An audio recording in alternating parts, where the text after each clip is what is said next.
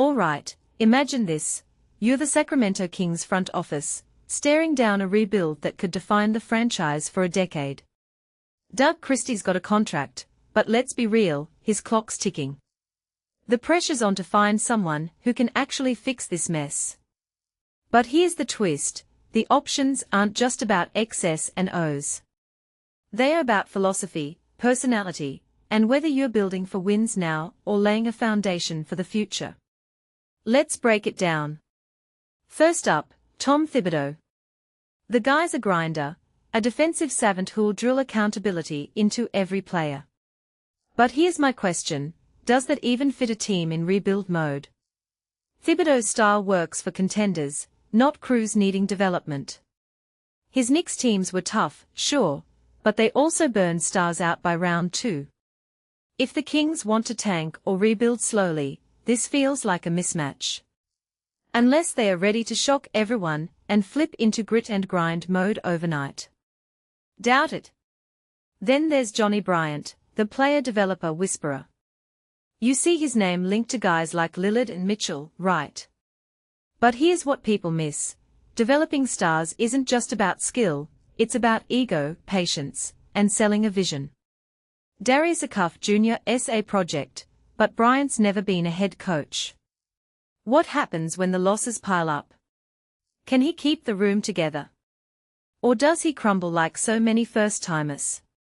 This feels like a high-risk, high-reward bet. The Kings might get a gem, or a meltdown. Michael Malone's fascinating. The guy just won a title with Denver, then got shown the door weeks before the playoffs. Why?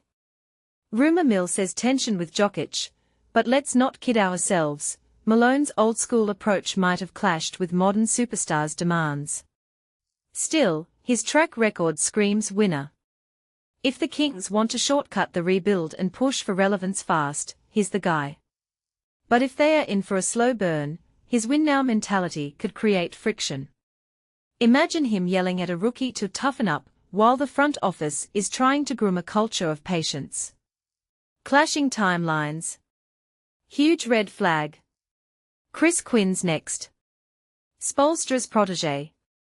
Miami's system is about sacrifice, defense, and maximizing role players.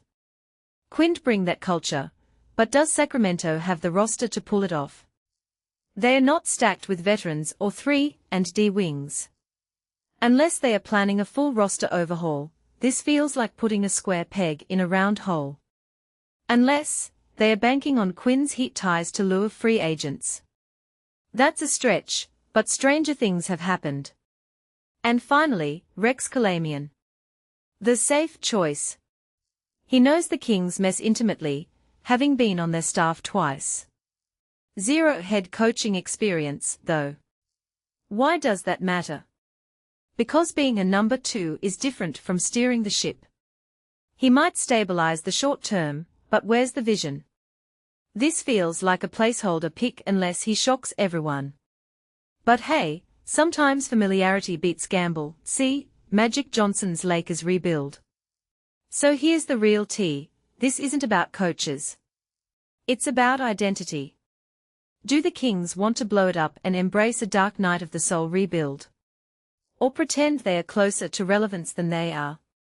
Hire Thibodeau or Malone, and you're leaning into discipline.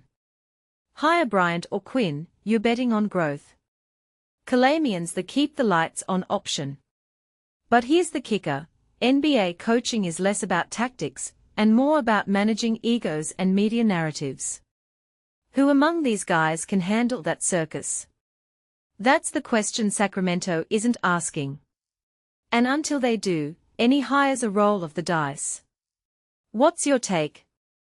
Should the Kings swing for the fences with Malone, play it safe with Kalamian, or gamble on Bryant's upside? Drop your thoughts, let's debate this rebuild blueprint.